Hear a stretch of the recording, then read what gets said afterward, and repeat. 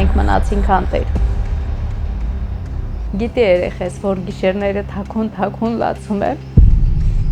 Գնալու ենք ձեդբաբը, ոնց որ միշտ մենակ ոտով։ Միգուցե ժպիտը թաքցնում է մեր ամենախորոդառությունը։ Google Maps-ով բացում եմ, փնտրում եմ մեր տները, մեր գյուղը սաղ քանդել են։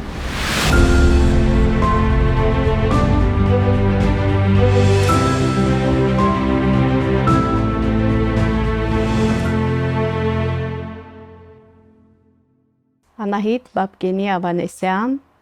ծնվել եմ քաղաք Շուշի 1982 թվականի, 1979 թվականից Ստեփանակերտ։ Մենք բնակվում էինք Շուշիի հայկական մասում, որտեղ բնակվում էին լրիվ հայեր, հայկական տներ էին, հայկական դպրոց ունեինք Շուշիում, շատ գեղեցիկ դպրոց էր, երբ սկսեց Շուշիից այդ տեղահանությունները մեծ, փոքր, մեզ քարկոծում էին, չէին թողնում հաց գնեինք խանութներից, տատիկս վախեցավ, որ կարող է ադրբեջանցիները անձնագրեր բան վերցնեն, վերցրեց կաստրուլկայի մեջ, փակեց տարան ու հողի մեջ թաղեց բանը, անձրև եկավ, սաղ ջուր եղավ։ Մինչև հիմա իմ ծննդյան վկայականը սեզ ջուր եղավ, ծաղավաղված, ճիշտ է երևում է, բայց այդպես էլ պահել եմ։ Փոքր էի, բայց հիշում եմ, որ ոնց փախանք Շուշիից 89 թվական մարտ ամիս, մարտի 16-17 այդ օրերն էր։ Արդեն վերջին պահերն էր, որ մեր հետևից էին ընկել։ Հայրս, մենք 3 աղջիկ էինք, 2 տղա, տղաները մեծն են։ Հայրս վերցրեց մեզ բոլորին, աղջիկներին։ Թուրք տաքսիստ էր, այսինքն ադրբեջանցի տաքսիստ էր, ասեց խնդրում եմ մի քիչ ներքև իջացրեք, այնտեղից արդեն քեռիս պետքա մեզ գար վերցներ։ Թուրքերը քարկոծելով Շուշիից իջնում էինք, այժմյան տանկը, որտեղ կար, այդտեղ քեռիս մեզ հանդիպեց, շուտ մենք իջանք, այդ վարորդներ արդեն մեզ չէր տանում, ներքև չէր իջացնում, ինքն էլ վախեցավ։ Հետո հայրս հետ դարձավ, որ մնացած մամաս, տատիս ու աղբերներս, 2 եղբայրներս մնացել էին այնտեղ, որպեսզի իրանց էլ հանեն, հենց հասավ արդեն իրանց հետևից էլ էին վազում, որ բռնեին, այդ հիմա ջդրդուզով, իջան զոնտիկներով, տենսաղ, պատռոտված, բան, վազել էին հետևներից, հիմնականում տղամարդիկ էին թիրախը, եւ եթե միգուցե եւ մենք աղջիկներս, աղջիկ երեխաներ մնայինք, միգուցե եւ, բայց հայրս շուտ, մի քիչ շուտ հասկացավ ու հանեց մեզ այդտեղից։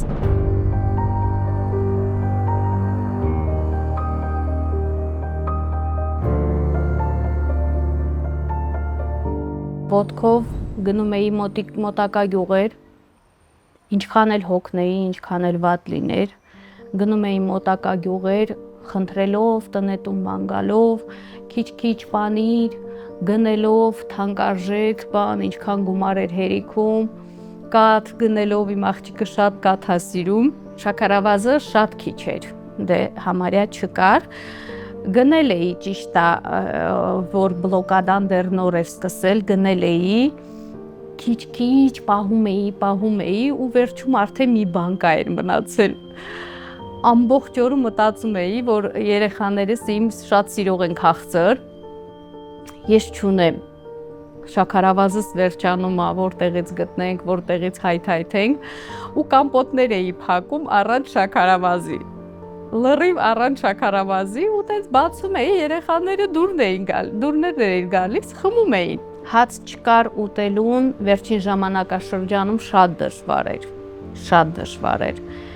Մենք արդեն պատրաստվում էինք ալյուր գնել, բայց չկար այդ ալյուրը, չէին գտնում, դաժե սև ալյուր չէին գտնում գնել։ Տալոնները հետս բերել էի, կտրոնները։ Ես այդ կտրոններով 3 անգամ եմ հաց գնել, էլ չեմ կարողացել։ Ոչ հերթերին, ոչ մնացածին, ժողովուրդը չէր էլ հասցնում, դե հետո էլ սկի չվաճառեցին, չկար, կտրոնները ունեինք, բայց հացը չկար։ Երեխաները արդեն ոնց որ սովորել էին հաց չուտեն։ Պառնիկի նման տեղ էի սարքել բակում, կանաչիներ, բան, ցանել, ասել ենք, եթե հետագայում չլինի, կարողանանք մի քիչ հարևաններով գյոլա գնանք, հետո արդեն գառնանամուտին սկսեցինք ցանել։ Մեծ հողամաս էր, մեծ տարածք էր, լավ ցանեցինք ու ահագին մեզ պահեց։ Բանկաներ էինք փակում, չէինք ուտում, չէինք տալիս երեխաներին, որպեսզի այդքանը պահենք, պահպանենք։ Դե վերջին 3 ամիսը ահավոր էր, արդեն ելք չունեինք, մտածում էինք, որ ձմեռը չենք հանելու այսպես։ Դաժե ջուրը վախենալով էինք խմում,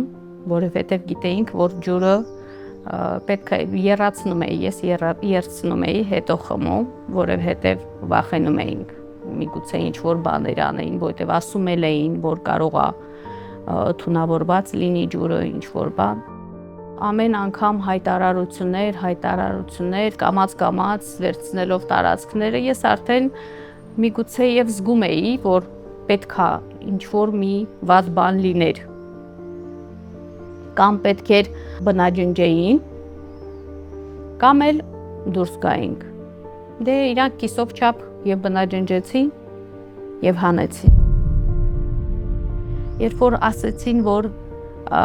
մեր պաշտոնյաները գնում են Կիրովաբադ,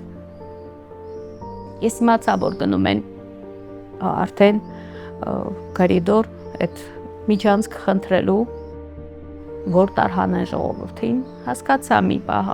այդպես, բայց այդպես էլ չկարողացա հավաքվեմ, ինչ-որ մի բան վերցնեմ։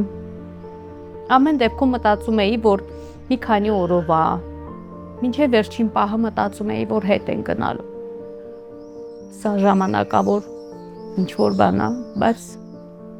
ցավոք սրտի ոչ։ Ճանապարհվել էին 25-ին առավոտը,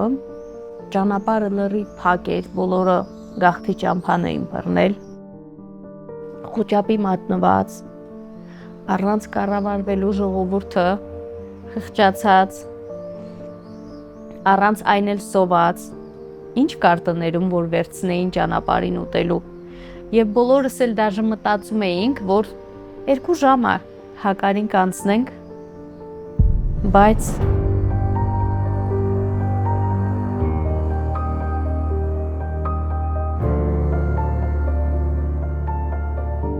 մնացին 40 ժամ, դաժե 41 ժամ ճանապարհին,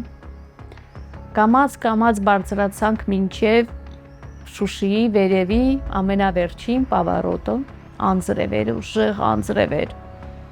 ամպրոպ տեղ ունեցա, ես ասեցի, ես ամպրոպը դուրս չեկավ, լավը չէր, ոնց որ ռակետա լիներ, քրոջս էի ասում, քուրս ասեց, էլի սկսեցիր, ես կաբուտու կանխազգացում ունեմ, ասում, Հարփին է, դուրս չեկավ, բանա էլի ասեցի, մեկ էլ մի 5 րոպե հետո այդ սիրենաների ձենը, շտապ օգնության ավտոմեքենաները, ոստիկանության, ձայները լսում ենք, բայց չենք տեսնում, մառախուղ էր, կապել էր Ստեփանակերտը լրիվ, երևի չենք տեսնում, ինչ էր կատարվում ներքևում, մերոնք բոլորը մնացել էին դեռ Ստեփանակերտ, մենք առաջինն էինք դուրս եկել, իմ փոքրիկ աղջիկը տաքություն ուներ, դրա համար շուտ դուրս եկանք, հետո ներքևից արդեն մեկը մեկին փոխանցելով, SMS գրելով, փոխանցեցին, որ զապրավկան տրաքել է ու ուզեցինք հետ վերադառնանք, ասեցին, որ ահավոր վիճակար շատ վիրավորներ են, ուզեցինք հետ դառնանք, չի ստացվում, հետևը փակ է բոլորը ավտոներով, չէի կարողանում, ոչ մի տեղաշարժ չէր ստացվում,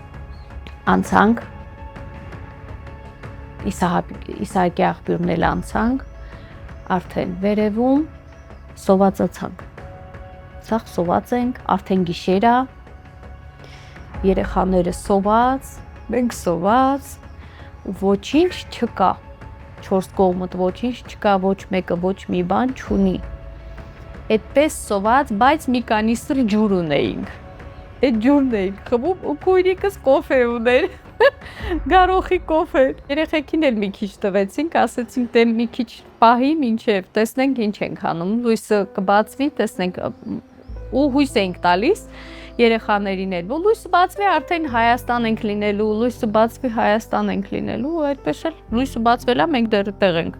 Ու այդտեղ այդ Շուշին որ անցանք, Իսահակի աղբյուրը անցանք վերևում, գիշեր էր, մութ է ու չենք քնում, դեռ ավտոների մեջ վախենում էի, այդ ձորերից ադրբեջանցի բան դուրս գա, ես վախենում էի։ Ոնց որ ախրանյատան ենք, սենց հերթով նայում էինք, մեկ էլ մի կին ձենը գցեց, սկսեց ծվծվալ մամա, դուրս թռանք բոլորս ավտոներից, բան, վազեցինք դեպի այդ ավտո, մտածում էինք, որ ադրբեջանցիներն են հարձակվել, ինչա, բոլորս վազեցինք դեպի այդ ավտոմեքենա, տեսնենք մեծ կիներ, մահացել է ճանապարհին։ Այդպես էլ այդ կինը չկարողացավ հասնի, այդ ավտոն բաց թողեցին, զոռով սենց ճանապարհ տալով, բաց թողեցին տարան ու մենք ահավոր վատ վիճակում էինք։ Լույսը ծագեց, մենք արդեն հասել էինք կամանց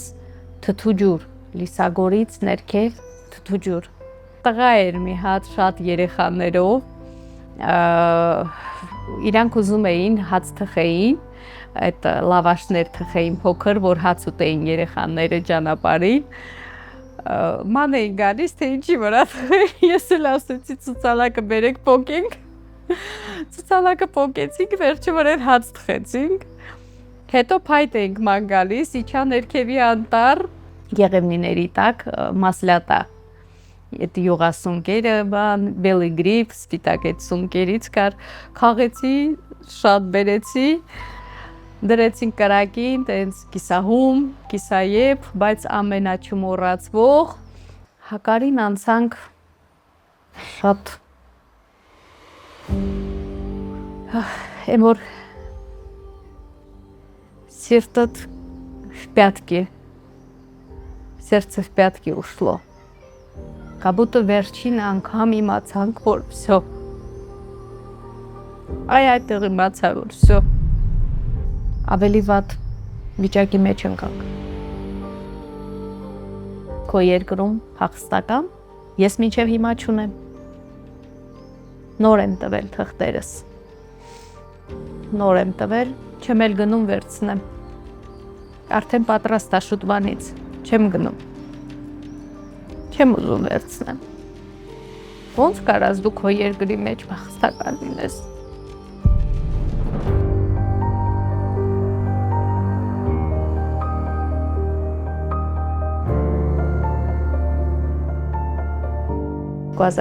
թվականին Երևանում, այդ Մալացիա Սեբաստիա համայնքում կաղնիների ծառ կա, կաղիններ, մեծ կաղիններ են վրան, հավաքել էինք, տոնածառի խաղալիքներ էինք պատրաստել։ 22 թվականին բլոկադայի ժամանակ երեխեքը ասեցին, մամ, տոնածառ էլի բեր դնենք, մենք էլ 3 հատ ունեինք։ Հիմա հանել եմ մեկը դնեմ ու ցելոֆոնի պակետի մեջ էր այդ կաղինները։ Հանեցի, տեսնեմ ծիլա տվել։ Տղաս ասեց, մամ, տուր ես տնկեմ։ Տվեցի իրան տնկեց, այդ կաղինը այնքան գեղեցիկ աճել էր, ասենց մեծ ծառ էր եղել արդեն, որ այսքան արդեն տեղի ունեցավ, մտածեցի, որ չեն թողնի անցկացնեմ հակարին, միգուցե եւ ձեռքիցս կվերցնեի, ասեցի ամենալավ տեղը Արցախն է, միգուցե իմ տղան հետագայում հետ կգա, այս ծառը մեծ ծառ կլինի ու ինքը կիմանա, որ սա իր տնկած ծառն է։ Հանեցի, դրսում կարալոկի ծառ կար։ Կարալոկի ծառի տակ տնկեցի։ Ասեցի, միգուցե հանձրևը կջրի։ Դե հիմա մեծ ծառ կլինի։ Արդեն միգուցե եւ մի անգամ վերադառնանք, տեսնենք։